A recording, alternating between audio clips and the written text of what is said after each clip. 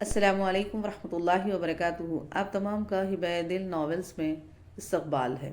آج کی ناول کا عنوان ہے خاموشی توڑنے والا۔ نورپور کی خاموش فضا۔ نورپور ایک ایسا گاؤں تھا جو نقشے پر بہت چھوٹا سا نقطہ تھا، مگر اس کے اندر چھپی کہانیاں بہت بھاری تھیں۔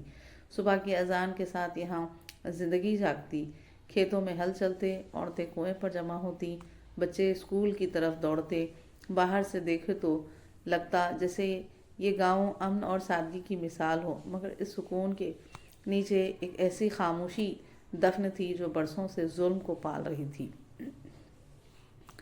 یہ خاموشی خوف سے پیدا ہوئی تھی، خوف با اثر لوگوں کا، خوف بدنامی کا، اور سب سے زیادہ خوف اس جملے کا، لوگ کیا کہیں گے۔ نورپور میں اگر کوئی لڑکی ہنستی تو اسے بے حیا کہا جاتا، اگر چپ رہتی تو شریف، اور اگر ظلم سہ لیتی تو باعزت، اور اگر بول اٹھتی تو قصوروار۔ اسی گاؤں میں رہتی تھی عالیہ۔ عالیہ معصوم عام لڑکیوں جیسی نہیں تھی، وہ خاموش ضرور تھی، مگر اس کی خاموشی کمزوری نہیں تھی بلکہ سوالوں سے بھری ہوئی تھی۔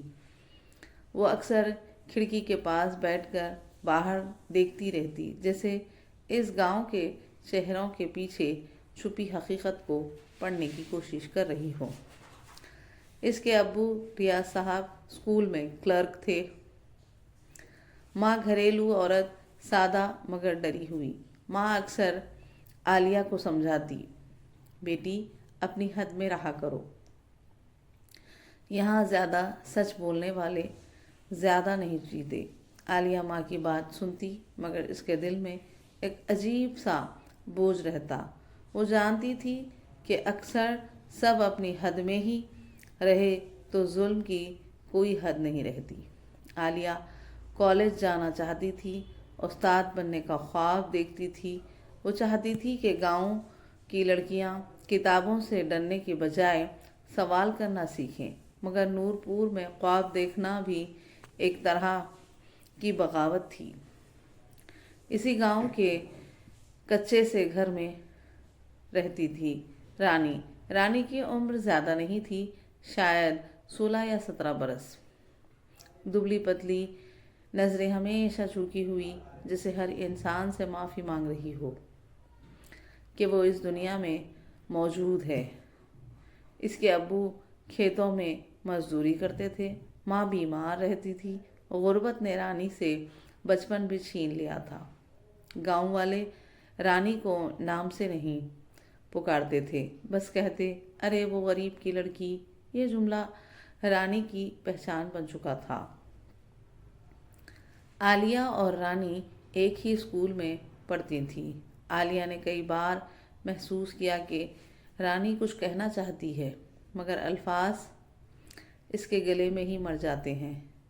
اس کی آنکھوں میں ایک مستقل خوف تھا، جیسے کوئی راز اس کے کندھوں پر رکھا ہو۔ ایک دن عالیہ نے ہمت کر کے پوچھ ہی لیا، رانی سب ٹھیک ہے نا؟ رانی نے نظریں جھکا لی، ہونٹ کانپے، مگر پھر اس نے بس اتنا کہا، دیدی یہاں کچھ ٹھیک نہیں ہوتا، بس سہنا پڑتا ہے۔ یہ جملہ عالیہ کے دل میں تیر کی طرح لگا۔ نورپور میں ایک با اثر خاندان تھا، چودھری خاندان۔ زمین، سیاست، پنچایت، سب پر ان کا قبضہ تھا۔ ان کے خلاف بولنا ایسا ہی تھا جیسے اپنی قبر خود کھودنا۔ لوگ ان کے سامنے سلام جھکا کر کرتے تھے، اور پیٹھ پیچھے بھی ان کے نام احترام سے لیتے۔ چودھری کا بیٹا وجے گاؤں کا بگڑا ہوا مگر محفوظ مجرم تھا۔ اس کی ہر غلطی کو طاقت خرید لیتی تھی۔ عالیہ یہ سب دیکھتی تھی، مگر بول نہیں پاتی تھی۔ شاید وہ بھی باقی لوگوں کی طرح ڈری ہوئی تھی، یا شاید وہ کسی لمحے کا انتظار کر رہی تھی۔ وہ لمحہ زیادہ دور نہیں تھا۔ ایک شام گاؤں میں عجیب سی سرگوشیاں پھیلنے لگی۔ عورتیں کنویں پر خاموش تھیں، مرد چوپال میں نظریں چرا رہے تھے۔ عالیہ کو محسوس ہوا کہ کچھ بہت غلط ہوا ہے۔ اسی رات اسے خبر ملی کہ رانی کے ساتھ ظلم ہوا تھا۔ قصوروار کا نام سب جانتے تھے، مگر زبان کسی کی نہیں کھلی۔ رانی کی ماں تھانے گئی مگر اسے دروازے سے ہی لوٹا دیا گیا۔ بااثر لوگ ہیں، خاموشی میں ہی بھلائی ہے۔ پنچایت بیٹھی، فیصلہ پہلے ہی طے تھا، الزام رانی پر ڈال دیا گیا۔ لڑکی نے خود بدنامی پھیلائی ہے۔ عالیہ اس فیصلے کے وقت موجود تھی۔ اس نے دیکھا کہ رانی زمین کی طرف دیکھتی رہی، جیسے اس زمین میں سما جانا چاہتی ہو۔ کسی نے اس کی آنکھوں میں جھانک کر نہیں پوچھا کہ اس پر کیا گزری۔ اس دن عالیہ کو پہلی بار محسوس ہوا کہ خاموش رہنا بھی جرم ہے۔ 2 دن بعد گاؤں کے تالاب سے رانی کی لاش ملی۔ نورپور میں ماتم مگر محدود لوگ افسوس کرتے رہے، مگر دھیرے دھیرے قسمت تھی، غریب تھی، لڑکی تھی۔ عالیہ نے اس دن آنسو نہیں بہائے، وہ بس رانی کی لاش کو دیکھتی رہی۔ اس کے اندر کچھ ٹوٹ گیا تھا اور اس ٹوٹنے کی آواز میں ایک نیا عہد جنم لے رہا تھا۔ اسی رات عالیہ نے اپنی ڈائری میں لکھا، اگر میں آج خاموش رہی تو کل کوئی اور رانی مرے گی۔ اگر بولنے کی قیمت جان بھی ہو تو یہ سودا مجھے قبول ہے۔ نورپور کو ابھی معلوم نہیں تھا کہ اس کی برسوں کی خاموشی جلد ایک آواز سے ٹوٹنے والی ہے، اور وہ آواز عالیہ کی ہونے والی تھی۔ رانی کی موت کے بعد نورپور ویسا نہیں رہا، مگر بدلا بھی نہیں تھا۔ گاؤں کی گلیاں وہی تھیں، چوپال وہی کنواں، بس ایک نام کم ہو گیا تھا۔ لوگ کہتے تھے اللہ کی مرضی تھی۔ یہ جملہ اب رانی کی قبر پر لگے کچے سے پتھر کی طرح بھاری ہو چکا تھا۔ رانی کی ماں کملا اس دن کے بعد جیسے بولنا بھول گئی تھی۔ اس کی آنکھیں خالی تھی، جیسے سب آنسو پہلے ہی بہہ چکے ہوں۔ وہ ہر صبح رانی کے بستر کو ٹھیک کرتی، اس کے کپڑوں کو ہاتھ لگاتی اور پھر خاموشی سے صحن میں بیٹھ جاتی۔ گاؤں کی عورتیں تعزیت کو آتی، سر ہلاتی اور آہستہ آواز میں کہتی، بیچاری قسمت ہی خراب تھی۔ کوئی یہ نہیں کہتا کہ ظلم ہوا تھا، کوئی یہ نہیں کہتا تھا کہ مجرم آزاد گھوم رہا تھا۔ عالیہ جب بھی رانی کے گھر جاتی، اس کا دل بیٹھ جاتا۔ اسے لگتا جیسے وہ ہر بار دیر سے پہنچی ہو۔ رانی زندہ تھی تو سب خاموش رہے، اور اب مر گئی تو سب کو افسوس تھا۔ عالیہ کی نیند اڑ چکی تھی۔ رات کو رانی کا چہرہ اس کے سامنے آ جاتا، وہی جھکی ہوئی نظریں، وہی کانپتے ہوئے ہونٹ۔ دیدی، یہاں کچھ ٹھیک نہیں ہوتا۔ یہ جملہ اب عالیہ کے اندر گونجتا رہتا۔ ایک دن عالیہ نے رانی کی ماں سے ہمت کر کے پوچھا، چاچی؟ رانی کچھ کہنا چاہتی تھی۔ کملا کی آنکھوں میں پہلی بار نمی آئی۔ اس نے کانپتے ہاتھوں سے ایک پرانا کپڑے کا تھیلا نکالا۔ اس میں رانی کی ڈائری تھی، میلی پھٹی ہوئی مگر سنبھال کر رکھی ہوئی۔ کملا نے دھیمی آواز میں کہا، وہ لکھتی تھی، بول نہیں پاتی تھی تو لکھ لیتی تھی۔ عالیہ نے ڈائری کھولی۔ ہر صفحہ رانی کی خاموش چیخ تھا۔ آج پھر وہ آیا تھا۔ میں چیخی نہیں، کیونکہ چیخنے کی اجازت نہیں ہے۔ میں نے اماں کو بتانا چاہا، مگر اماں پہلے ہی ٹوٹی ہوئی ہیں۔ اگر میں مر جاؤں تو شاید سب ٹھیک ہو جائے۔ عالیہ کے ہاتھ کانپنے لگے۔ اس نے محسوس کیا کہ رانی نے خودکشی نہیں کی تھی، اسے مارا گیا تھا، خاموشی سے، سماج نے۔ اس وقت عالیہ نے فیصلہ کیا کہ یہ ڈائری اب صرف کاغذ نہیں رہے گی، یہ ثبوت بنے گی۔ مگر نورپور میں ثبوت سے زیادہ طاقت چلتی تھی۔ چودھری کے بیٹے وجے کو گاؤں میں کھلے عام گھومتے دیکھ کر عالیہ کا خون کھول اٹھتا تھا۔ وہ ہنستا، دوستوں کے ساتھ بیٹھتا جیسے کچھ ہوا ہی نہ ہو۔ لوگ اس کے سامنے سے نظریں چرا کر گزر جاتے۔ ایک دن عالیہ نے خود دیکھا کہ ایک آدمی نے ہمت کر کے وجے سے نظریں ملائی، اور اگلے دن اس آدمی کی دکان سیل ہو گئی۔ یہ تھا نورپور کا قانون۔ عالیہ نے رانی کی ڈائری اپنے بستے میں رکھی اور شہر جانے کا فیصلہ کیا۔ وہ جانتی تھی کہ گاؤں کے اندر رہ کر سچ بولنا ممکن نہیں۔ شہر میں ایک چھوٹا سا اخبار تھا، نئی آواز۔ دفتر بوسیدہ تھا مگر دیواروں پر لگے پوسٹر چیخ چیخ کر انصاف کی بات کرتے تھے۔ صحافی عمران نے عالیہ کی بات سنی، پہلے خاموش رہا، پھر بولا، بیٹی تم جانتی ہو اس کی قیمت کیا ہو سکتی ہے؟ عالیہ نے سیدھے لہجے میں کہا، جی، مگر خاموشی کی قیمت ایک جان ہوتی ہے۔ یہ جملہ عمران کو روک گیا۔ خبر چھپی، نام نہیں مگر سچ کے ساتھ۔ نورپور میں ہلچل مچ گئی، چودھری خاندان غصے میں تھا، گاؤں میں افواہیں پھیلائی گئیں، عالیہ بدنامی پھیلا رہی ہے، لڑکی حد سے نکل گئی ہے۔ عالیہ کے ابو کو اسکول میں بلا کر دھمکایا گیا، اپنی بیٹی کو سمجھاؤ ورنہ نوکری جائے گی۔ ماں روتی رہی، بیٹی بس کر دے، ہم غریب لوگ ہیں۔ عالیہ پہلی بار رو پڑی مگر پیچھے نہیں ہٹی۔ اس نے کہا، اگر آج میں ڈر گئی تو کل کوئی اور ماں ایسے ہی روئے گی۔ اس رات عالیہ کے گھر کے باہر پتھر پھینکے گئے، دروازے پر دھمکی لگی تھی، چپ رہو ورنہ انجام برا ہوگا۔ عالیہ نے وہ کاغذ اٹھایا اور اپنی ڈائری میں چپکا دیا۔ شہر کے چینلز تک پہنچنا بات پہنچی۔ رانی کی ڈائری کے کچھ حصے اسکرین پر دکھائے گئے۔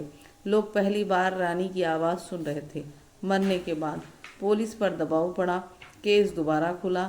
نورپور کے لوگ خوفزدہ تھے مگر ان میں ایک نیا احساس بھی جاگ رہا تھا، شرمندگی کا۔ عالیہ جانتی تھی کہ یہ لڑائی ابھی شروع ہوئی ہے، دشمن طاقتور ہے، راستہ خطرناک ہے، مگر اب وہ اکیلی نہیں تھی۔ رانی کی چیخ آخر کار سنی جا رہی تھی اور یہ چیخ نورپور کی خاموشی کو ہلا رہی تھی۔ عالیہ کا اندرونی انقلاب۔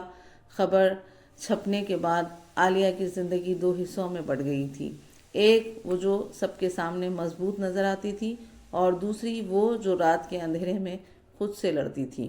نورپور اب اسے اپنی بیٹی نہیں سمجھتا تھا، وہ یا تو باغی تھی یا بدنامی پھیلانے والی لڑکی۔ عالیہ جانتی تھی کہ سماج کا سب سے خطرناک ہتھیار تلوار یا بندوق نہیں، بدنامی ہوتی ہے۔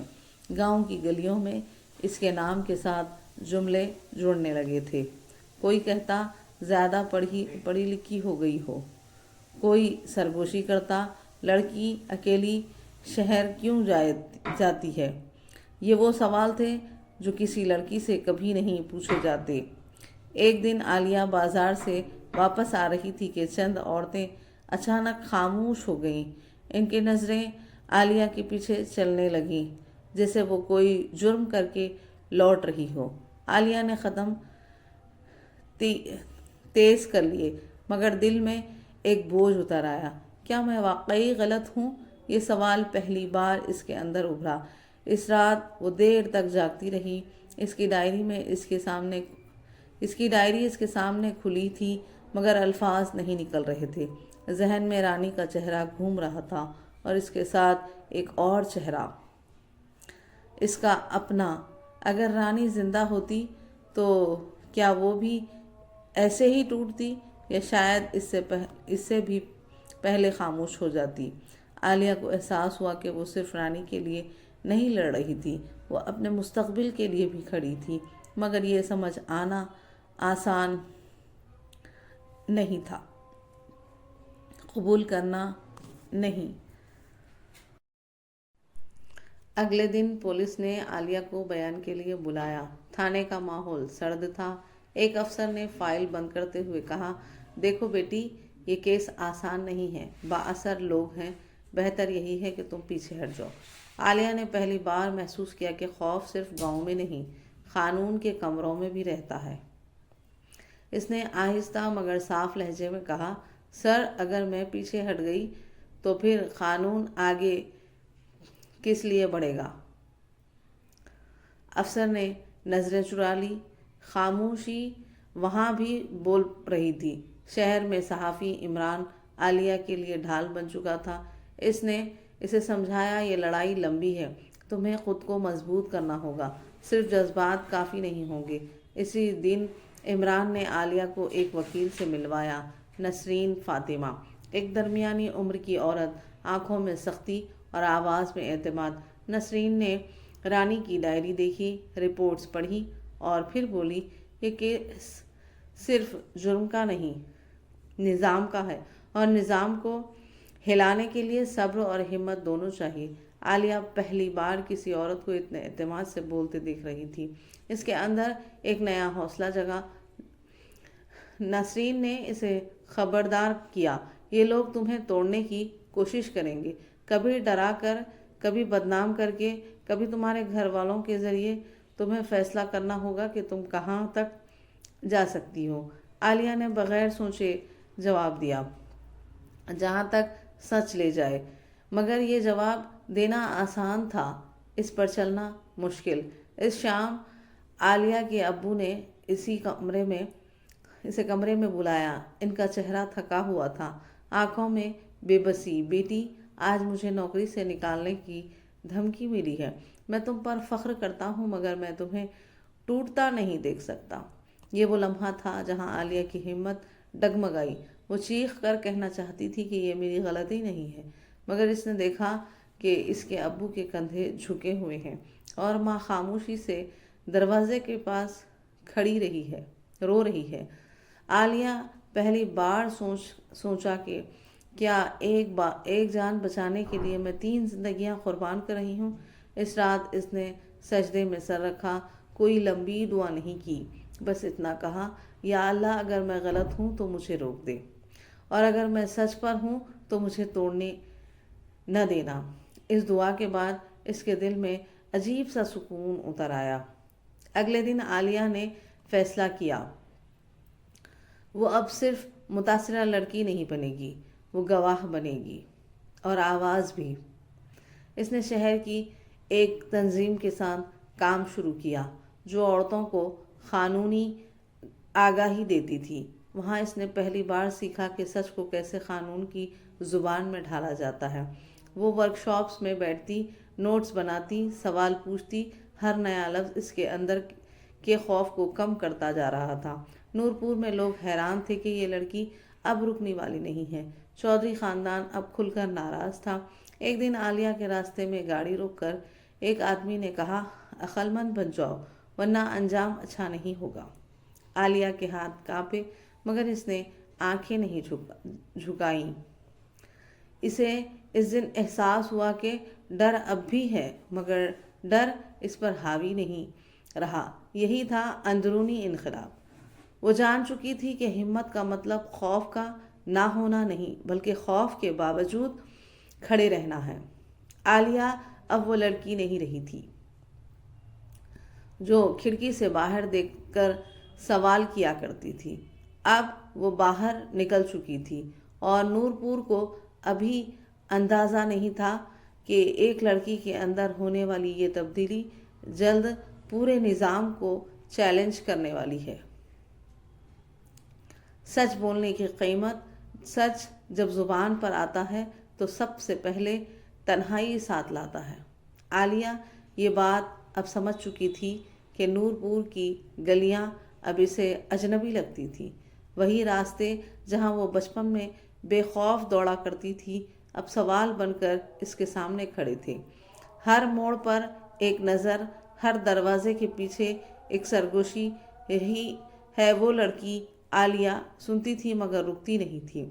اس کے قدم اب ڈگمگاتے نہیں تھے، لیکن دل اب بھی کانپ جاتا تھا۔ اخباروں اور چینلز پر کیس کی باتیں پھیل چکی تھی۔ رانی کا نام اب صرف ایک خبر تک محدود نہیں رہا تھا، وہ ایک مثال بننے لگا تھا، مگر مثال بننے کی قیمت ہمیشہ بھاری ہوتی ہے۔ چودھری خاندان نے اب پردہ چھوڑ دیا تھا۔ ایک صبح عالیہ کے ابو اسکول گئے اور شام کو خاموش لوٹے۔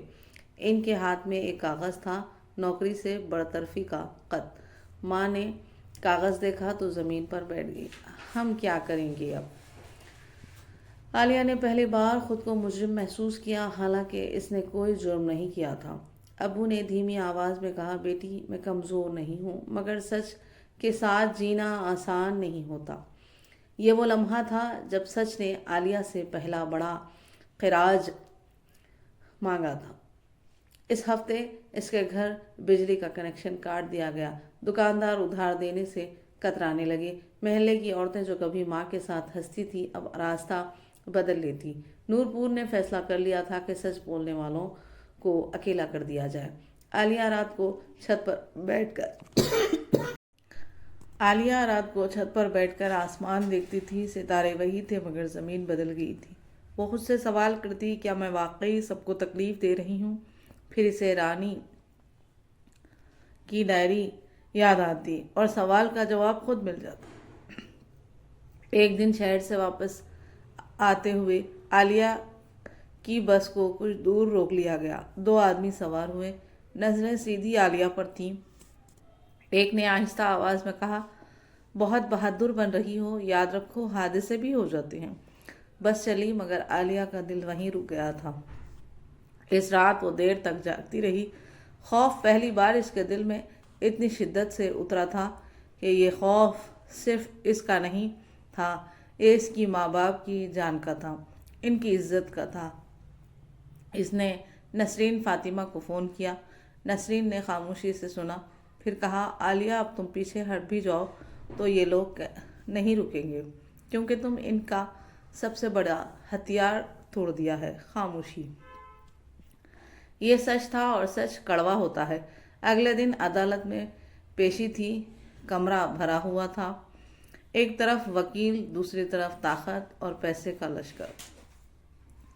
وجے اعتماد سے کھڑا تھا جیسے یہ سب ایک کھیل ہو۔ عالیہ گواہ کے کٹہرے میں کھڑی ہوئی، دل زور زور سے دھڑک رہا تھا۔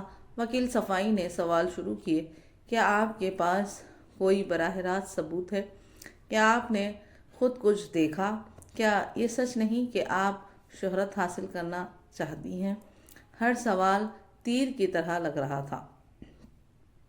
ایک لمحے کے لیے عالیہ کو لگا کہ شاید وہ گر جائے گی، مگر پھر اس نے رانی کی ڈائری کو دیکھا اور اپنی ماں کا کانپتا چہرہ یاد کیا۔ اس نے مضبوط آواز میں کہا، میں شہرت نہیں چاہتی، میں وہ دن چاہتی ہوں جب کسی لڑکی کو سچ بولنے پر مرنا نہ پڑے۔ کمرہ عدالت میں خاموشی چھا گئی، مگر باہر شور بڑھ رہا تھا۔ چودھری خاندان نے نور پور میں یہ بات پھیلا دی کہ عالیہ نے پیسے لیے ہیں، یہ سب ڈرامہ ہے۔ کچھ لوگ مان گئے، کچھ نے شک کیا اور چند نے پہلی بار سوچا۔ اسی دوران عالیہ کو ایک اور صدمہ ملا۔ رانی کی ماں کملا کو گاؤں چھوڑنے پر مجبور کر دیا گیا۔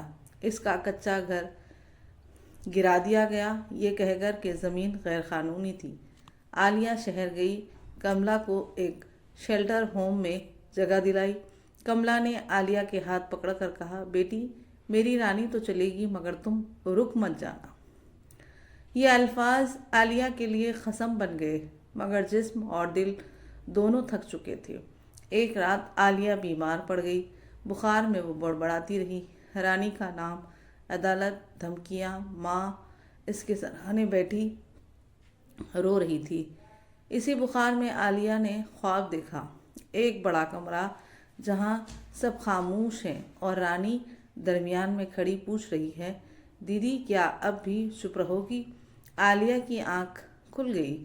اس نے فیصلہ کر لیا تھا کہ اگلے دن اس نے ایک قدم اور آگے بڑھا دیا۔ اس نے میڈیا کے سامنے آ کر کھلے عام اپنا نام، چہرہ اور پوری کہانی رکھی۔ یہ ایک خطرناک قدم تھا مگر ضروری۔ اب یہ کیس صرف نور پور کا نہیں رہا تھا، یہ پورے علاقے کا سوال بن چکا تھا۔ حکومت کو نوٹس لینا پڑا، ایک کمپنی بنی، تحقیقات تیز ہوئیں۔ چودھری خاندان کو پہلی بار احساس ہوا کہ طاقت ہمیشہ نہیں جیتتی، مگر لڑائی ابھی ختم نہیں ہوئی تھی۔ عالیہ جانتی تھی کہ سچ بولنے کی قیمت ابھی پوری ادا نہیں ہوئی، یہ صرف آغاز تھا۔ عدالت، دباؤ اور فیصلہ۔ عدالت کا دن نور پور کے لیے عام دن نہیں تھا، یہ وہ دن تھا جس کا ذکر سرگوشیوں میں، خوف میں اور امید میں ہو رہا تھا۔ کچہری کے باہر ہجوم تھا، کچھ انصاف کے منتظر، کچھ تماشا دیکھنے آئے، کچھ اس امید میں کہ طاقت ایک بار جیت جائے۔ عالیہ سفید دوپٹہ اوڑھے عدالت کے دروازے پر رکی۔ اس کے قدم لمحہ بھر کو ٹھہرے۔ اندر جاتے ہی وہی چہرے، وہی نظریں، وہی طاقت کا غرور، مگر آج اس کے دل میں ایک مختلف سا سکون تھا۔ وہ جو کہنا تھا کہہ چکی تھی، اب فیصلہ اس کے ہاتھ میں نہیں تھا۔ نسرین فاطمہ نے آہستہ کہا، جو بھی ہو سر جھکانا مت، تم نے جو کیا وہ تاریخ میں لکھا جائے گا۔ عالیہ نے اس بات میں سر ہلایا۔ کمرہ عدالت میں کارروائی شروع ہوئی۔ استغاثہ نے ثبوت پیش کیے، رانی کی ڈائری، میڈیکل رپورٹ، گواہوں کے بیانات اور وہ خبریں جنہوں نے خاموشی توڑ دی۔ وکیل صفائی نے پوری طاقت لگائی، کبھی شواہد پر سوال، کبھی عالیہ کے کردار پر، کبھی رانی کی خاموشی کو رضامندی ثابت کرنے کی کوشش کی۔ اگر اتنا ہی ظلم تھا تو لڑکی نے پہلے کیوں نہیں بتایا؟ یہ سوال کمرہ عدالت میں گونجا۔ عالیہ کے ہاتھ مٹھی میں بند ہو گئے اور نسرین نے کھڑے ہو کر کہا، جناب والا، یہ سوال نہیں کہ لڑکی نے کیوں نہیں بتایا، سوال یہ ہے کہ سماج نے سننے کے قابل کیوں نہیں چھوڑا۔ جج نے پہلی بار گہری نظر سے فائل بند کی۔ خاموشی چھا گئی۔ باہر دباؤ بڑھ رہا تھا۔ چودھری خاندان کی رابطے متحرک تھے۔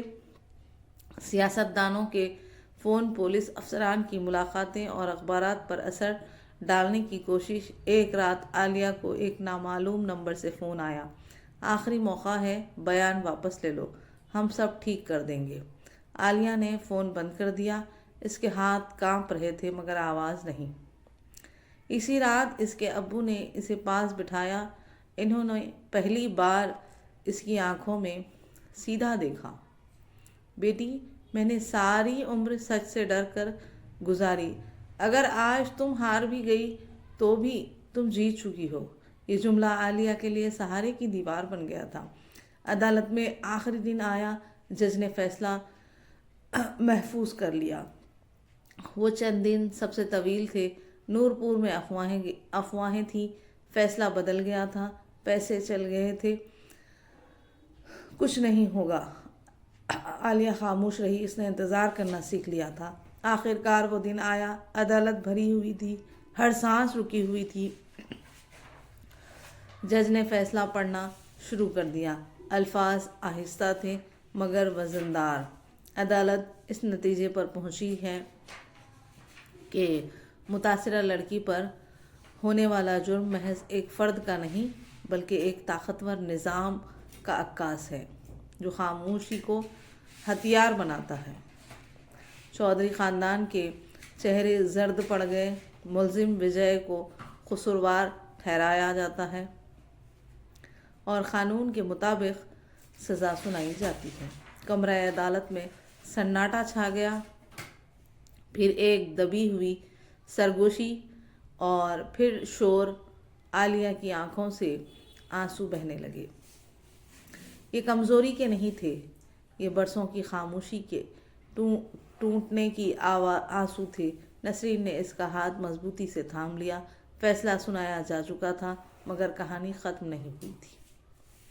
جج نے مزید کہا، عدالت سفارش کرتی ہے کہ متاثرہ خاندان کو تحفظ دیا جائے گا اور اس گاؤں میں قانون آگاہی پروگرام شروع کیا جائے۔ یہ صرف سزا نہیں تھی، یہ ایک پیغام تھا۔ باہر میڈیا جمع تھا، سوالات، مائک، کیمرے۔ عالیہ نے مختصر بات کی، یہ جیت میری نہیں، یہ ہر اس کی آواز ہے جو برسوں سے دبائی گئی۔ نورپور میں پہلی بار چودھری خاندان کے دروازے بند تھے۔ لوگ چپ تھے مگر اس بار شرمندگی کی خاموشی تھی۔ کملا کو خبر دی گئی، وہ رونے لگی مگر اس کے آنسو مختلف تھے۔ میری رانی کو انصاف مل گیا۔ عالیہ نے آسمان کی طرف دیکھا۔ اسے لگا جیسے بادل ہٹ گئے ہوں، مگر وہ جانتی تھی کہ ایک کیس جیتنا ایک سماج کو بدلنے کے لیے کافی نہیں۔ یہ تو صرف ایک دروازہ کھلا تھا، اور اس دروازے کے پار ابھی بہت سا کام باقی تھا۔ فیصلے کے بعد نورپور ایک عجیب کیفیت میں ڈوبا ہوا تھا۔ یہ خاموشی پہلے جیسی نہیں تھی۔ یہ وہ خاموشی نہیں تھی جو ظلم کو چھپاتی ہے۔ یہ وہ خاموشی تھی جو خود سے سوال کرتی ہے۔ گاؤں کے لوگ ایک دوسرے سے نظریں چراتے تھے، جیسے سب کو پہلی بار احساس ہوا ہو کہ برسوں تک وہ کس کے ساتھ کھڑے رہے۔ چوپال میں باتیں کم تھیں، سوچ زیادہ۔ وہی بزرگ جو کبھی کہتے تھے خاموشی میں بھلائی ہے، اور اب آہستہ آواز میں کہتے کہ شاید ہم غلط تھے۔ چودھری خاندان کا دروازہ بند تھا، وہ دروازہ جو کبھی طاقت کی علامت اب شرمندگی کا نشان بن چکا تھا۔ عالیہ کچھ دن شہر میں رہی، میڈیا کے شور سے دور، اپنے اندر کی تھکن کو سنبھالتے ہوئے۔ وہ جانتی تھی کہ فیصلے کے بعد بھی راستہ آسان نہیں ہوتا۔ انصاف مل جانا ایک مرحلہ ہے، انصاف کو زندہ رکھنا دوسرا۔ نورپور واپسی پر اس نے محسوس کیا کہ گاؤں کی ہوا بدلی ہوئی ہے۔ عورتیں اب اسے دیکھ کر نظریں نہیں جھکاتی تھیں۔ کچھ نظریں احترام سے بھری تھیں، کچھ امید سے، اور کچھ میں وہ سوال تھا جو کبھی اس کی آنکھوں میں ہوا کرتا تھا۔ کیا ہم بھی بول سکتے ہیں؟ عالیہ نے فیصلہ کیا کہ اب وہ صرف ایک کیس کی کہانی نہیں رہے گی، وہ آواز بنے گی۔ نسرین فاطمہ کی مدد سے گاؤں میں قانونی آگاہی کیمپ لگے۔ پہلی بار نورپور کے اسکول میں لڑکیوں اور لڑکوں کو ایک ساتھ بٹھایا گیا۔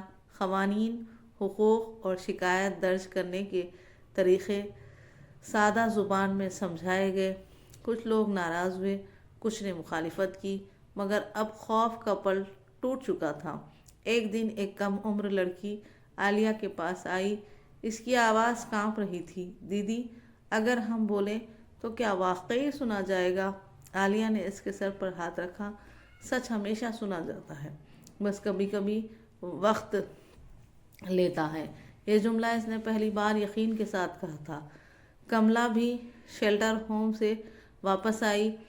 اس کے لیے ایک چھوٹا سا گھر انتظامیہ نے دلایا۔ وہ ہر شام عالیہ کے پاس بیٹھتی اور رانی کے بارے میں بات کرتی۔ اس بار آنسوؤں کے ساتھ شکر بھی تھا۔ میری بیٹی تو چلی گئی، کملا کہتی، مگر اب کسی اور کی بیٹی بچ جائے تو یہی کافی ہے۔ نورپور کے اسکول میں عالیہ کو پڑھانے کی ذمہ داری دی گئی۔ وہ اب استاد تھی، مگر صرف کتابوں کی نہیں، ہمت کی بھی۔ وہ بچوں کو یہ نہیں سکھاتی تھی کہ چپ رہو، وہ سکھاتی تھی کہ غلط کے سامنے کھڑے ہونا بھی ادب ہے۔ کچھ مہینوں بعد گاؤں کی پنچایت میں ایک تاریخی فیصلہ ہوا۔ پنچایت میں عورتوں کی شمولیت لازمی کی گئی۔ یہ فیصلہ کسی قانون کی کتاب سے نہیں آیا تھا، یہ عالیہ کی جدوجہد سے آیا تھا۔ گاؤں میں اب شکایت اندراج کرانے کے لیے ایک مقامی مرکز تھا۔ پولیس کے دورے ہوتے اور میڈیا کی موجودگی نے نظام کو محتاط بنا دیا تھا۔ کیا سب بدل گیا تھا؟ نہیں، ابھی بھی سوچیں بدلنی باقی تھی، ابھی بھی کچھ دل سخت تھے، مگر فرق یہ تھا کہ اب خاموشی کو فضیلت نہیں سمجھا جاتا تھا۔ ایک شام عالیہ تالاب کے کنارے کھڑی تھی، وہی تالاب جہاں سے رانی کی لاش ملی تھی۔ پانی پر سکون تھا، جیسے برسوں کا بوجھ دھل چکا ہو۔ عالیہ نے آنکھیں بند کی۔ رانی، ہم نے بات شروع کر دی ہے، اب یہ آواز رکے گی نہیں۔ ہوا میں ایک ٹھنڈک سی تھی، جیسے کسی نے سن لیا ہو۔ اسی دن عالیہ نے اپنی ڈائری بند کی اور آخری جملہ لکھا، خاموشی جرم تھی اور آواز علاج، میں نے صرف بولنا سیکھا، باقی کام سچ نے خود کیا۔ نورپور کی کہانی آس پاس کے علاقوں تک پہنچی، دوسرے گاؤں سے لوگ آنے لگے، سوال پوچھنے، مثال لی۔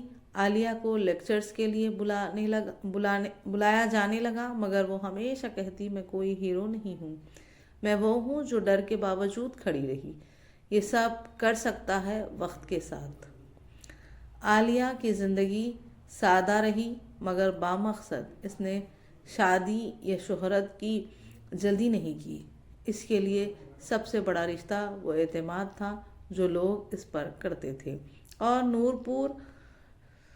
نورپور اب بھی ایک گاؤں تھا، مگر وہ گاؤں نہیں رہا تھا جہاں ظلم کے بعد خاموشی مقدر بن جائے۔ اب اگر کہیں سرگوشی اٹھتی تو اس کے پیچھے آواز بھی ہوتی۔ یہی خاموشی کا خاتمہ تھا۔ اختتامی پیغام، یہ کہانی کسی ایک لڑکی کی نہیں، یہ ہر اس انسان کی ہے جو جانتا ہے کہ غلط ہو رہا ہے مگر بولنے سے ڈرتا ہے۔ یاد رکھیں، خاموشی ظلم کو طاقت دیتی ہے اور ایک آواز پورا نظام ہلا سکتی ہے۔ اگر آپ تمام کو ہماری ویڈیوز اچھی لگتی ہیں تو please like, share and subscribe اور کمنٹ کیجیے، جس سے ہماری حوصلہ افزائی ہوتی ہے۔